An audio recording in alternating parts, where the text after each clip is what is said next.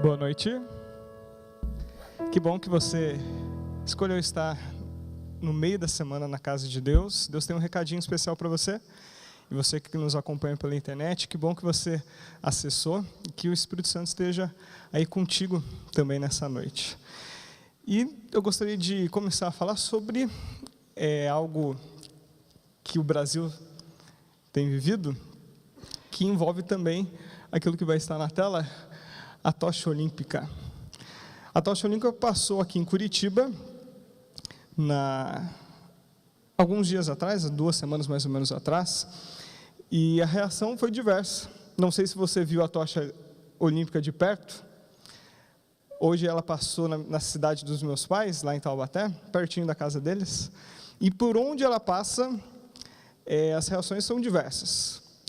E eu trouxe também aqui, para a gente poder ver um pouquinho mais sobre o significado dela e por que ela causa uma comoção por onde passa. E se você não sabia, a tocha, ela fica fechada, e um pouco antes dela receber o fogo de quem vai passar, não de uma tocha para o outro, não se troca a tocha, mas sim o fogo, ela está fechadinha, e quando é acionado um gás, ela se abre, e ela forma todo um colorido muito bonito, que tem todo um significado. E o significado dessa tocha tem tudo a ver com o Brasil, principalmente o Rio de Janeiro. Lá na ponta dela, lá em cima, que é amarelo, ela simboliza tanto o sol do Rio de Janeiro, que é bem parecido aqui de Curitiba, né? Sempre presente, igualzinho, né? E simboliza também o brasileiro, que aonde chega, brilha, e também o ouro, que é a medalha mais desejada aí nas Olimpíadas. Depois você tem o risco maior ali, verde, que simboliza toda os montes que tem ali em volta do rio, e também toda a parte verde do nosso país. Você tem ali representado o desenho dos 4 principais morros ali do Rio de Janeiro, e depois você tem tanto a lembrança da quantidade de água que nós temos no Brasil, quanto na própria capital, onde vai ser a sede dos Jogos. E, por fim, o último risco ali, que é em preto, que lembra o pedacinho de terra mais conhecido internacionalmente do Brasil, que é o calçadão de Copacabana. E eu pude segurar essa tocha na segunda-feira. A gente teve uma capela especial para os alunos, que a gente levou uma atleta das Olimpíadas, e ela foi uma das condutoras aqui em Curitiba, e eu pude ver de perto essa tocha, né? E algumas reações que muitos têm dessa tocha é de forma incrível. E eu faço um paralelo daquilo que aconteceu por muitos anos e ainda acontece, porque Deus trabalha muito com símbolos, para que Ele possa nos ajudar a entender algo maior. E tanto essa tocha, foram 8 pessoas que se reuniram para poder formá-la, ela é feita tem todo um simbolismo, como eu apresentei para você, tem um material reciclável, então é uma mistura de simplicidade com algo muito complexo, com grande significado também. E Deus trabalhou muito com símbolos, e a gente vê isso bem claro no Antigo Testamento, e até mesmo Jesus trabalhando com parábolas, os profetas também. Algo apresentava por detrás dele um plano muito maior. E todas as festas que você encontrava, que envolviam o santuário o santuário terrestre, os móveis, até a própria pessoa do sumo sacerdote, o sacerdote, era tudo símbolos apontando para o plano da salvação. Então, Deus já sabia muito disso, de que algo pode transcender aquilo mesmo que nós vivemos, e assim a gente pode aprender lições, até mesmo aprender algo que a gente não aprenderia de uma outra forma. Mas o que chama a minha atenção também são as diversas reações que as pessoas tiveram, os condutores da tocha, e eu trouxe algumas. Primeiro ali aconteceu em Curitiba, uma das promessas aí para os nossos jogos. Do outro lado você vê uma pessoa beijando essa tocha. Embaixo, do lado esquerdo da tela, você encontra um pedido de casamento. Essa jovem, ela teve um problema muito sério de coração, e esse rapaz namorava um bom tempo, enfim, mas ela se recuperou, e ele aproveitou esse momento para pedir ela em casamento. E por fim ali, você vê que um dos condutores levou a tocha até as crianças, e você vê a emoção delas ao tocar a tocha. Mas o que mais me chama a atenção, a reação que me chama mais a atenção, é essa aqui. Quando as pessoas se emocionam e choram diante de um símbolo. Por que será que muitos se emocionam diante desse símbolo? Nós tivemos um palestrante aqui no mês passado, e ele apresentou que um dos motivos que as pessoas se emocionam por conta da tocha é que o nosso mundo está sem significado, está vazio. Então, quando as pessoas percebem algo que é maior do que elas, mesmo que seja simples, elas se emocionam. É um vazio que tem dentro de nós. Mas eu também penso que muitos podem se emocionar justamente porque não é qualquer um que leva a tocha. E eu trouxe 2 exemplos. O primeiro ali, embaixo ali tem o nome dele, Enaut Freitas da Rocha Filho. Ele era pai e perdeu o filho com leucemia, e por falta de um doador de medula óssea. Ele fundou uma ONG e passa a dedicar a vida em busca de doadores para salvar os filhos de outros pais. E eu fico imaginando, será que uma pessoa dessa realmente não merece carregar a tocha? Ele poderia ser alguém amargurado, poxa, não teve cura para o meu filho, mas ele mesmo tomou uma atitude diferente. E o outro exemplo, também tem destaque de excelência, ele é um exemplo de superação, Telmo Lúcio Pereira. Ele é professor, ele fala fluentemente tanto o português, né, a nossa língua, quanto o inglês, só que o detalhe é que ele é surdo. E ele é professor de jovens. E ele poderia muito bem, né, dizer, poxa, nasci com uma deficiência, não posso ir muito além, mas ele mesmo é um exemplo de vida, e parece que foi indicado por um dos seus alunos para ser o condutor da tocha. Então não é qualquer um que leva a tocha olímpica. E por isso que provavelmente alguns se emocionam. Inclusive aqui em Curitiba, a primeira passagem, né, a primeira pessoa que colocou o fogo da sua tocha no outro, ali no fundo você consegue ver parte do Museu do Olho, e ali você tem o atleta paralímpico Moisés Batista, abriu o revezamento, e ele passou a vez para o primeiro brasileiro a escalar o Monte Everest. Veja que exemplo, né, de força, de garra, e que nós podemos ir muito além daquilo que nós pensamos muitas vezes. E aí não vai aparecer tudo certinho, mas assim, os 3 princípios dos Jogos Olímpicos, e que está na tocha, é amizade, excelência e respeito. E eu pergunto para vocês, por onde a tocha passa, a gente consegue ver nas ruas amizade, excelência e respeito. Mas por quanto tempo isso dura? Os Jogos Olímpicos do passado, que foi criado pelos gregos em homenagem aos deuses que, segundo eles, acreditavam viviam no Monte Olimpo, principalmente a Zeus. Nesse período dos Jogos, que acontecia de tempo em tempo, se havia paz entre os gregos. Porque naquela época você tinha a cultura grega, a língua grega, mas você não tinha uma nação única, né, grega.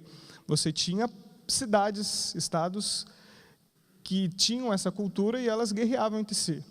E quando ia ter os jogos, ou talvez no período total dos jogos, ou no começo dos jogos, se parava a guerra para que o atleta pudesse sair da sua cidade e ir até onde aconteciam os jogos. Lembrando que não tinha transporte, era muito difícil, quem sabe eram meses ou semanas até o atleta chegar, é bom que ele já chegava aquecido, né? E então tinha esse período de paz. E os Jogos Olímpicos da Era Moderna têm esse objetivo também, de ter, pelo menos, o mundo possa respirar um pouco de paz, de união. Inclusive, a tocha, a cor predominante na nossa tocha é o branco, a ideia de paz. E, inclusive, o símbolo maior dos Jogos Olímpicos são 3 círculos, representando cada um a sua cor, um continente. Eles estão unidos.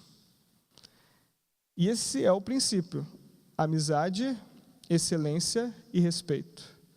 Só que eu não vejo isso no nosso mundo. Por mais que os jogos desejam transmitir isso, eu percebo que até a cidade que vai receber o mundo todo não tem isso na sua essência. Olha quanto de violência se tem lá. E muitas vezes isso acontece dentro do nosso lar. Nós não vemos amizade, não vemos respeito, excelência. Inclusive, no mesmo dia que passou a tocha pela cidade aqui de Curitiba, à noite nós ficamos sabendo de um atentado lá na França. Então, onde que está a excelência? Onde está a amizade? Onde que está o respeito? Os 3 princípios maiores dos Jogos Olímpicos. É uma união dos países, uma celebração dos Jogos que vai resolver isso tudo? Não vai, né?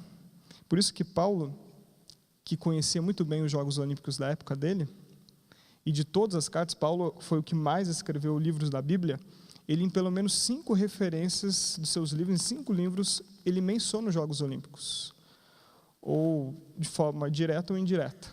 E nós vamos ler um deles, uma dessas competições que acontecia, está lá em Filipenses, capítulo 3, verso 12 a 16. Eu convido, então, você a abrir a sua Bíblia, você que está também que nos acompanha pela internet. Abra a sua Bíblia também, ou acione a sua Bíblia, lá em Filipenses, capítulo 3, verso 12 em diante.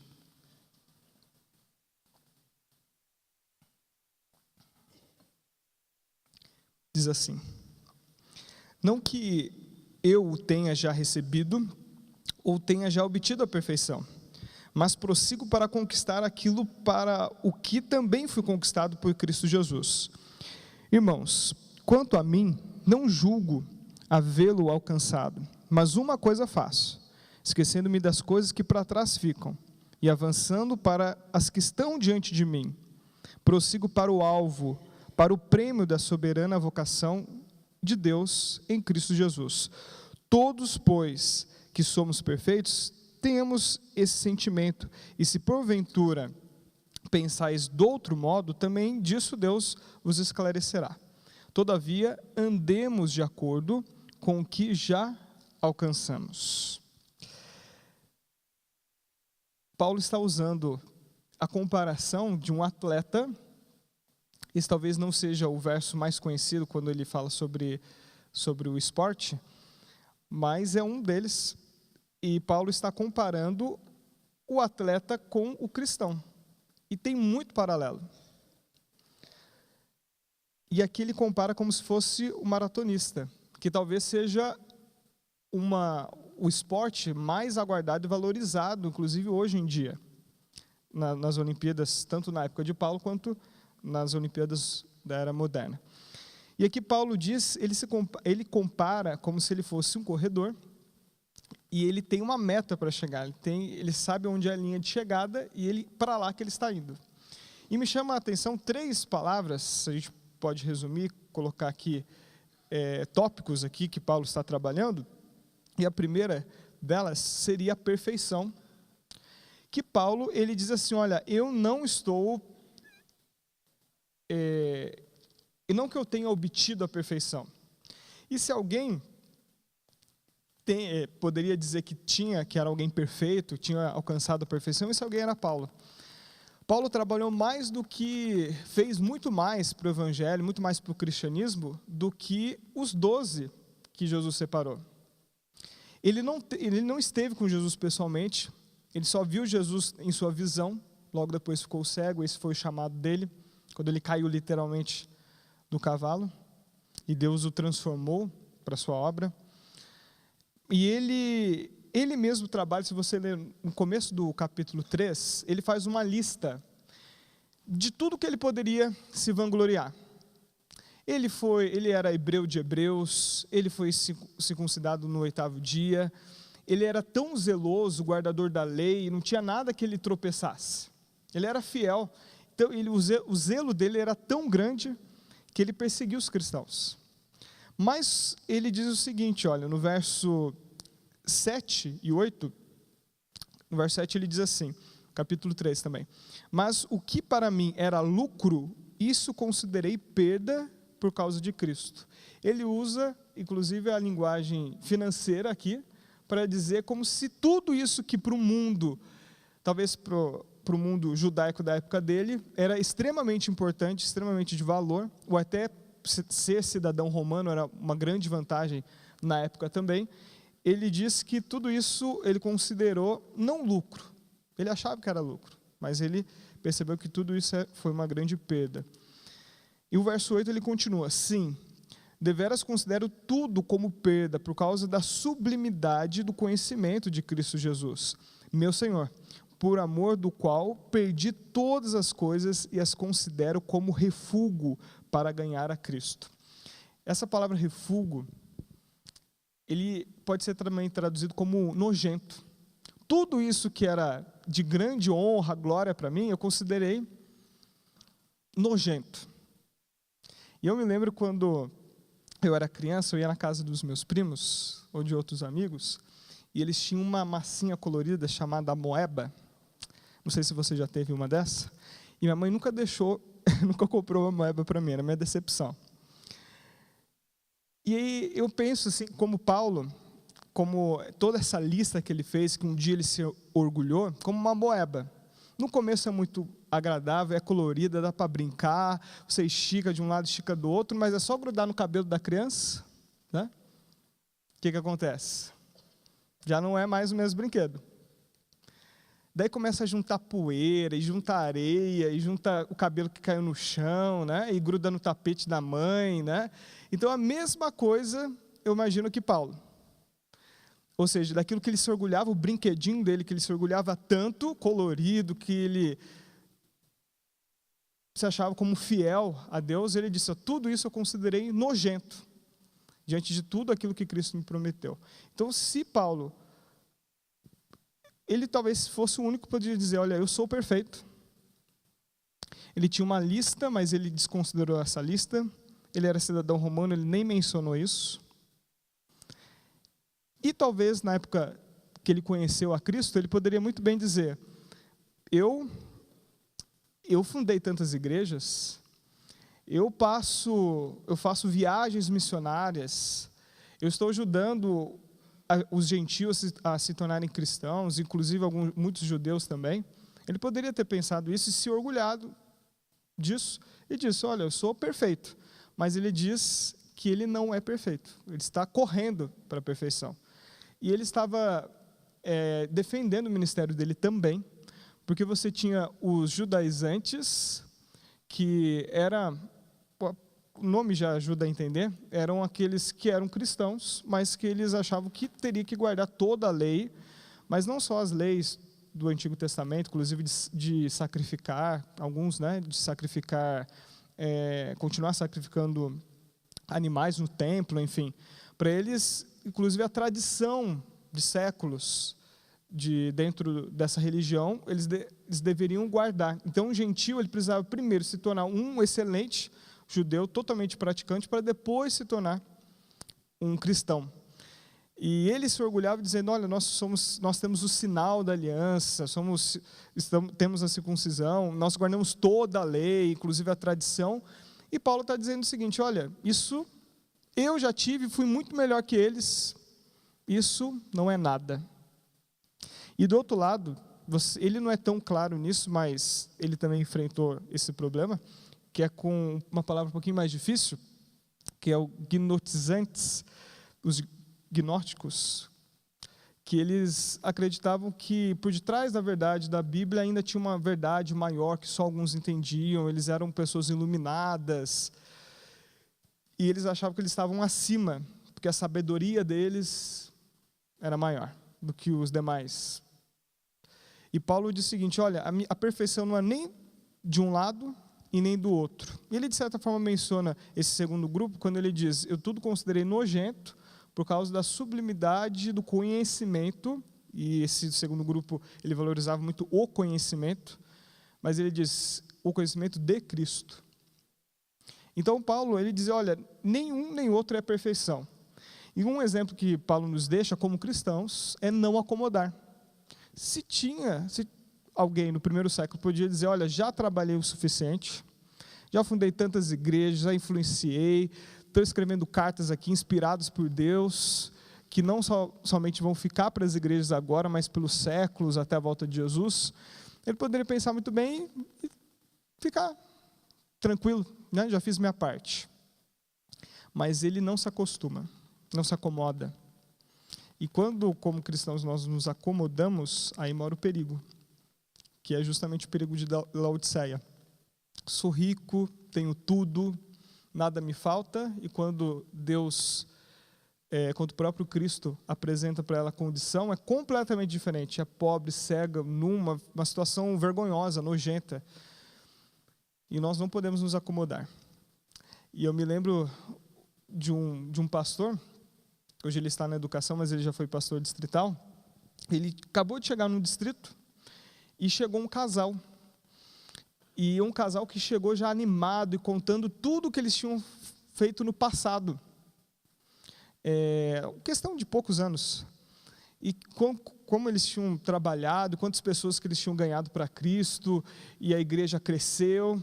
E ele ficou feliz e falou, olha, é esse casal que eu precisava para revivar a minha igreja. Só que daí o tempo passou, os anos passaram, ele mudou de local de trabalho, foi transferido, e o casal não fez nada. Porque eles se lembravam tudo do passado, sempre do passado. E o que Paulo nos diz é que nós precisamos avançar, porque essa é a meta de quem está correndo nas Olimpíadas. Não importa o que ele já passou, importa que ele continue. Porque só é campeão aquele que chega até o fim. E o interesse de Paulo, lá em Filipenses 3:13, ele diz, uma coisa eu faço. Paulo sabia muito, ele tinha muito claro qual era o interesse dele.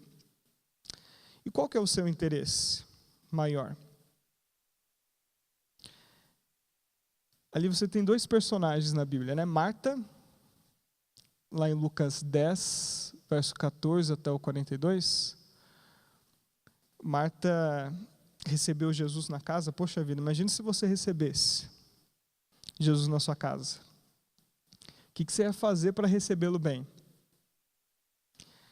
E ela quis preparar a melhor comida, quis que Jesus ficasse bem à vontade. E quando ela está toda atarefada lá, fazendo 1000 coisas, ela percebe que está faltando alguém para ajudar ela. E é a irmã dela. E você sabe, né? As mulheres não precisam nem falar. Quando elas querem mostrar alguma coisa, só o olhar já diz, né? Eu fico imaginando Jesus contando, e cheio de gente ali em volta de Jesus, e Marta ali, e Maria também ali, né? E Marta dá uma olhadinha assim, vai atrás ao posto onde a irmã dela estava, e dá uma olhadinha assim, e diz assim, poxa, vai me ajudar, né? E sai, vê que não adiantou nada, e dá uma passadinha do lado dela e fala... Até que ela não aguenta mais, e ela vai mesmo, ela interrompe Jesus. Ela fala assim, olha, mestre, eu estou trabalhando igual uma camela, já viu essa expressão? Eu trabalhando um monte aqui, para receber da melhor forma possível, e essa minha irmã aí fica aí ouvindo, né? Olha, eu estou prestando atenção, eu estou fazendo um pouquinho aqui, mas estou de ouvido aqui, né? E daí o que Jesus responde para ela? Marta, Marta, você está preocupado, inquieto com muitas coisas, né? Todavia, apenas uma é necessária. Já se sentiu assim como Marta? Acho que Marta, todo dia a gente se sente um pouco como ela, né? E quantas vezes nós estamos preocupados com muita coisa e esquecemos do essencial? Eu já preguei, inclusive, sobre isso. Tantas vezes nós estamos preocupados em apagar os incêndios, o fogo que aparece, e a gente acaba esquecendo do mais importante. Apareceu algo urgente no trabalho, preciso dar conta, e a família, o tempo com Deus, com a família vai ficando mais para frente, né? Temos uma tecnologia que nos ajudou muito, que é o celular. Hoje ele faz tudo, quase nunca em ligação, né? Nos ajudou bastante, mas quantas vezes nós estamos tão entretidos nele, olhando para baixo, olhando para ele, e atualizando status, enfim, e nós esquecemos talvez do mais importante, né, que seja a nossa comunhão com Deus, olhar nos olhos das pessoas que estão ao nosso redor, valorizar mais quem está pessoalmente conosco do que quem está longe, tantas outras coisas. Mas alguém que eu admiro muito na Bíblia é Neemias. Ele toma uma atitude completamente diferente de Marta, e quando eu estiver no céu, eu vou ter que dar um abraço nele. Porque olha o que ele responde. Quando você lê Neemias, e Neemias é um livro assim que ele exalta Deus, que ele diz que sempre Deus estava do lado dele, né? Diferente do livro vizinho, que é o livro de Esther, que não menciona o nome de Deus, porque a ideia é que Deus esteja trabalhando nos bastidores. Mas Neemias ele é muito enfático de dizer que Deus está com eles, enfim. E teve um pessoal do povo vizinho que fez um complô com ele e falou assim: olha, esse pessoal de Jerusalém aí está se fortalecendo cada vez mais. Vamos acabar com o líder deles. Vamos chamar ele aqui. Vamos oferecer um banquete para ele. Todo mundo gosta de comer, todo mundo vai cair nessa. Tá? Ele vai dar um tempo ali, a gente desfoca ele ou a gente mata ele também no caminho. E olha a resposta que Neemias dá. Ele diz assim, Neemias 6:3, estou a fazer uma grande obra, desculpa, né? Acrescentei, desculpa, não posso largá-la. Ou seja, isso aqui é muito mais importante e nada pode me desfocar. Então, quando Paulo diz, uma coisa eu faço, é o interesse dele. E qual que é o seu interesse? Como Paulo está trabalhando com a ideia de um corredor, de um atleta que está correndo, quem está correndo, ele não está olhando para trás, ele está avançando.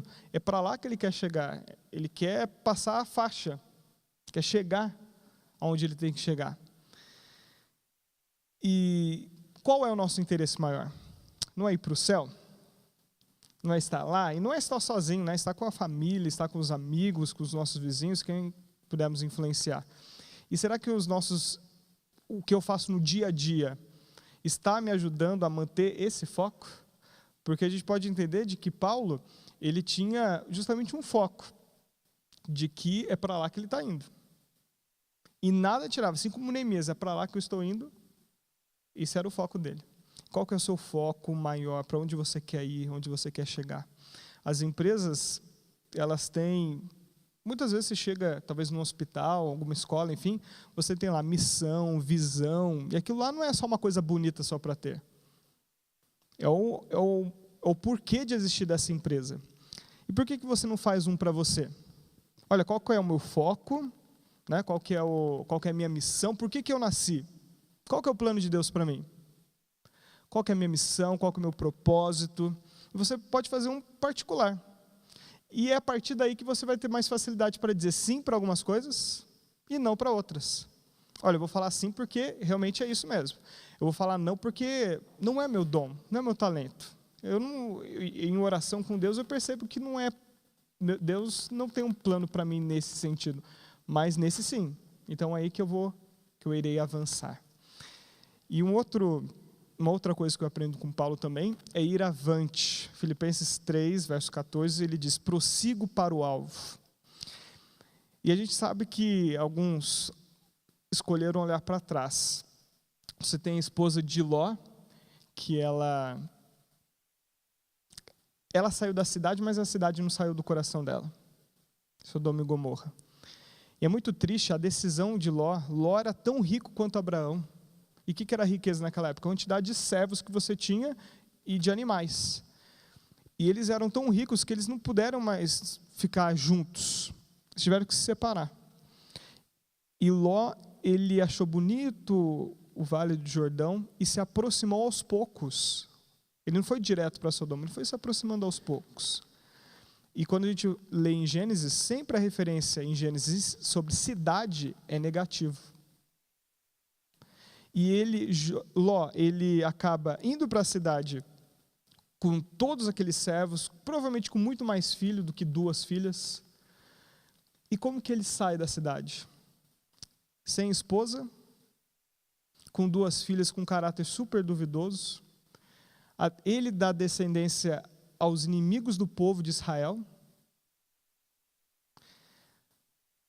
Mas focando aqui na esposa dele, ela olha para trás. E Ló demorou muito para sair da cidade. Os anjos tiveram que pegar Ló pela mão, pelo braço, e é agora. E a cidade não estava sendo destruída quando eles saíram, e até eles chegarem no lugar que eles deveriam chegar. E então chamou a atenção da esposa de Ló, a cidade sendo destruída, queria ver de camarote a destruição da cidade. Não, é porque ela queria estar lá. E ficou, né? De certa forma. Recebeu a punição antes mesmo da cidade. E o povo de Israel também olhou para trás.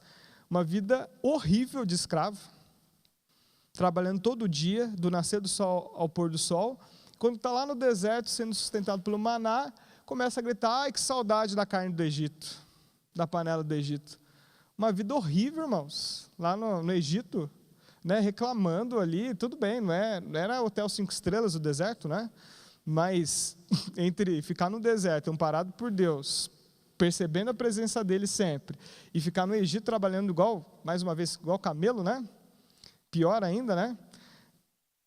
Eles olhando para trás, né? E como cristãos, nós não podemos olhar para trás. Eu volto na parte do sermão que eu falei daquele casal que olhou para trás. A gente precisa esquecer tanto das coisas boas e das coisas ruins do passado. Quantas vezes a gente pensa assim: não consigo ir mais na igreja porque aquela pessoa me fez isso. Não consigo nem passar na frente da casa da pessoa porque ela me fez aquilo. E daí a gente fica carregando a vida inteira uma âncora que não vai nos ajudar a avançar para onde nós desejamos. Então, assim, vamos ficar leves, vamos nos perdoar, né, uns aos outros. E também, inclusive, as coisas boas, né? Esquecendo. Imagina se Paulo lembrasse: ai, mas olha, eu já construí essa igreja, eu já ajudei essa igreja, fiquei tanto tempo lá, preguei em Atenas, né, para os filósofos da época. Ele poderia se vangloriar um monte, mas ele disse: olha, esquecendo-me das coisas que para trás fico, prossigo para o alvo. E ele usa também essa expressão dos atletas da época das Olimpíadas antigas, da época antiga, porque eles disputavam nus. E quando Paulo diz: ó, deixando-me das coisas para trás fico, eu deixo tudo que me prejudica de avançar, de correr, de dar o meu melhor. Então, tanto as coisas ruins quanto as boas. É claro que é bom lembrar, né? A gente precisa ter um passado para a gente construir a história, mas a gente não pode viver e morar no passado, sempre, né? Precisamos avançar. Assim como um dia essa Olimpíada vai passar, e o Rio vai ter que continuar com Olimpíada sem Olimpíada, e não pode fazer um deserto aquilo que gastou milhões para construir, vai ter que deixar um legado para a cidade. Assim também, nosso passado foi bom ou ruim, mas vamos continuar, vamos deixar um legado, e vamos avante. E também, alguém que olhou para frente, que foi José, o José do Egito, né? E ele, quando está lá no Egito, antes mesmo de ele reencontrar os irmãos, ele já tinha no coração declarado perdão para os irmãos, mesmo que eles não merecessem. Tanto é que Manassés, que é o primeiro filho que ele vai ter, significa, assim, resumindo em uma palavra, perdão. Ele poderia ser alguém com rancor, dizendo: eu fui vendido pelos meus irmãos, né? Perdi a túnica mais bonita que eu tinha lá, e eles queriam me matar, agora estou nessa terra. Se ele tivesse se amargurado, né, ficado preso ao passado, nós nem conheceríamos a história dele. Mas porque ele decidiu abandonar o passado, desprendeu das coisas que por trás ficam, ele avançou para o alvo. E Deus tinha um plano muito maior que ele só foi entender no final da vida dele. Então, tivemos a decidir perdoar e avançar, deixando as coisas que estão para trás. E Eu queria terminar com esses 2 versos, continuando no capítulo 3, o verso 17 e o verso 18. Capítulo 3 de Filipenses, verso 17 e 18. Paulo diz assim: Irmãos, sede imitadores meus e observai os que andam segundo o modelo que tendes em nós. Pois muitos andam entre nós, dos quais repetidas vezes eu vos dizia, e agora vos digo até chorando, que são inimigos da cruz de Cristo. Paulo está dizendo, apontando aqui, pessoas que eram inimigas da cruz de Cristo. E ele já tinha orientado várias vezes os irmãos, e agora ele estava ou escrevendo, ou um escriba estava escrevendo, ouvindo as palavras de Paulo, escrevendo, né? E possivelmente com lágrimas, e Paulo derramando as lágrimas, quem sabe caiu sobre o papel que ele estava escrevendo, porque Paulo sabia, imagina como Paulo lutava para que a mensagem de Cristo crucificado, ressurreto, pudesse chegar para essas pessoas, e quantos lobos invadiam as ovelhas, a terra das ovelhas, o aprisco, e Paulo diz assim, olha, tome cuidado, veja o amor que Paulo tem por eles. E é bem interessante como Paulo no verso 17 ele diz, sede meus imitadores. E não é a primeira vez que ele fala isso na Bíblia. Por que Paulo fala isso? Ele poderia muito bem dizer, olha, o foco é Cristo. Mas ele diz, sede meus imitadores. Na outra parte da Bíblia ele vai dizer, como eu sou de Cristo. Isso me faz ver que a humildade de Paulo, porque ele não está dizendo assim, olha, eu sou tão bom que você tem que, olha para mim que você vai ficar bem, né? Me segue que você vai ficar bem. Porque Paulo já fez a listinha dele, né? Tanto antes de Cristo, na vida dele, quanto depois de Cristo, quando ele conheceu a Jesus. E ele já descartou isso. Ele mesmo disse que não alcançou a perfeição, mas ele está indo rumo a esse objetivo. E ele então diz assim, mas sede meus imitadores. E é realmente isso, cada vez que nós, como cristãos, dizemos que seguimos a Cristo, nós estamos dizendo para as pessoas ao nosso redor, me siga. Eu sou um modelo. Desde o pai, a mãe, né, que está no processo, seus filhos estão no processo de crescimento, sem usar nenhuma palavra. Eles são modelos.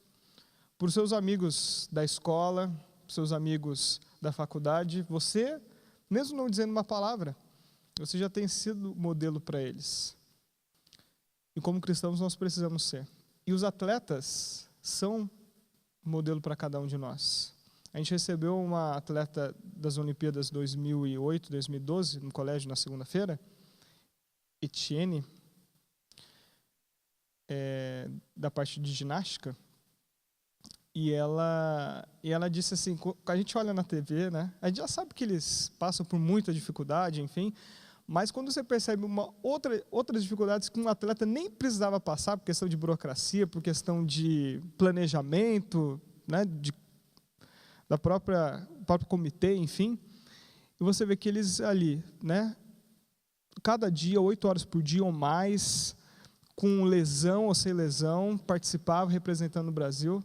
Então, assim, indo à frente de tudo isso. E Paulo diz, olha, sede meus imitadores. Paulo se coloca como exemplo. Assim como um atleta é um exemplo. E graças ao exemplo de Paulo, que se tornou um vencedor, ele não chegou na linha, ele não chegou no final, ele não chegou na linha de chegada. Por quê? Como cristãos, talvez, nós não estamos correndo uma maratona sozinhos, nós estamos correndo, sabe aquele jogo olímpico que são 4 corredores?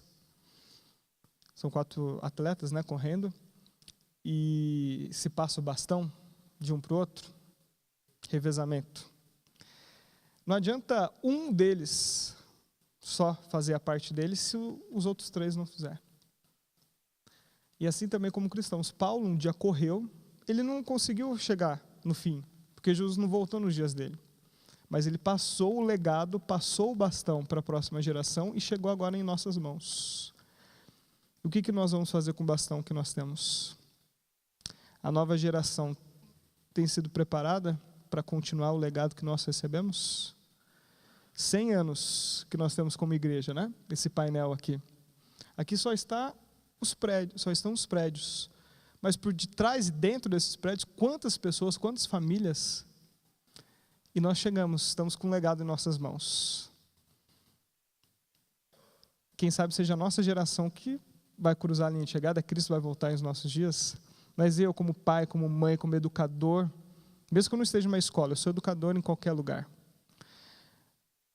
Eu estou conseguindo avançar e deixar o legado para a próxima geração? E por falar em legado e próxima geração, queria contar a história e terminar com ela, dessa nossa irmã, lá de São Paulo, no interior, Ana Paula Sieba. Ela tem 42 anos, casada, mãe de 2 filhas, com uma diferença boa de idade, uma tem acho que 5 anos, outra já tem 22 anos. Ela é monitora no colégio adventista, colégio irmão, nosso lá, de Indaiatuba, interior de São Paulo, Indaiatuba. E ela gosta muito de trabalhar com jovens da igreja e ela é regional do Ministério Jovem para 5 cidades, que já é uma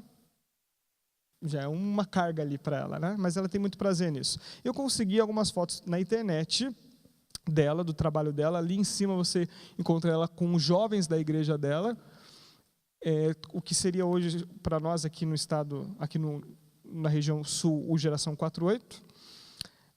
Mas ela ama demais o Clube dos Bravadores e Aventureiros, ela trabalha, ela vai passando nos clubes ajudando, e você tem uma foto dela ali. E nesse ano, em janeiro, ela foi líder de Caleb também, ali na região dela. E aí, do outro lado, você encontra ela uma foto, inclusive uniformizada, como monitora. Então ela trabalha, veja como ela encontra as próximas gerações, e ela já tem preparado a próxima geração para segurar o bastão no revezamento espiritual aí. Então ela toda semana na escola, sábado e domingo, ou com jovens da igreja, ou com clubes bravadores. Ela mesma disse que ela é como se fosse um espaço Novo Tempo. Ela é uma das pessoas que ajudam ali na classe de jovens, que tem o nome Conexão, receber jovens, inclusive, que não pertencem à igreja. E ela tem esse amor pela obra de Deus.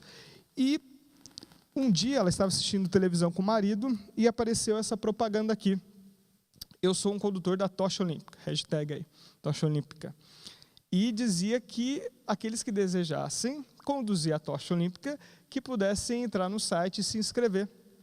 E ela, dos 3 maiores patrocinadores da Tocha Olímpica, ela viu que 2 só podiam pessoas ligadas ao esporte. E ela desanimou. E, na verdade, quem tinha animado ela, justamente o marido dela, estava assistindo televisão lá do lado dela, e diz assim, por que você não se inscreve? Ela falou, bobagem, né? Tanta gente querendo levar essa tocha. Foram, e ainda está sendo, né, o total 12 mil tochas. Mas cada um anda apenas 200 metros, mais ou menos, com a tocha. E ela disse assim, não vai dar certo, eles só querem atletas, eu não sou ligado ao esporte.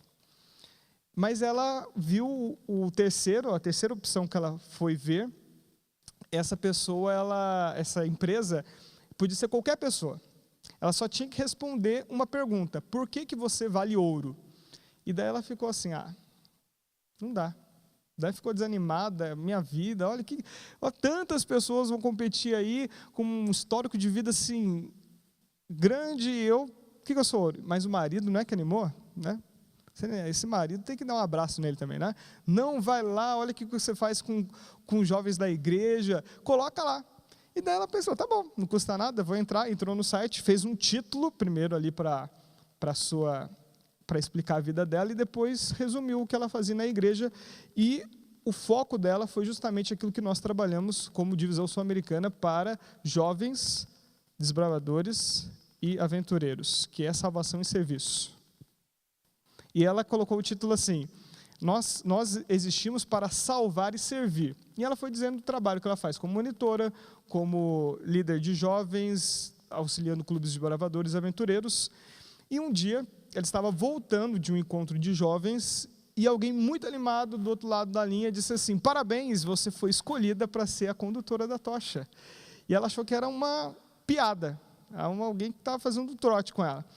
Mas era verdade, só que assim, ainda não era o fim, não estava resolvido ainda, porque essa empresa gostou da história dela, viu que ela vale muito ouro, e ia conduzir agora para uma maior reunião, uma reunião ainda maior com com as demais empresas, e daí ela receberia. Demorou, daí ela falou, não deu certo, né?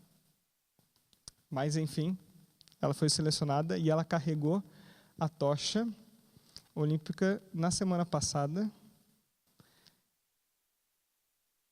E na noite, no mesmo dia, ela foi ainda para o encontro, um acampal de jovens que estava acontecendo lá no NASP, em Gero Coelho. E eu quero apresentar aqui um parágrafo que escreveu sobre ela, por que ela era uma condutora da tocha. E olha que interessante, olha quantas vezes aparece o nome adventista. Ana Paula Seba Franco, de 42 anos, trabalha como monitora no Colégio Adventista, é líder master de jovens da Igreja Adventista e atua como coordenadora de jovens da Associação Paulista Sudoeste.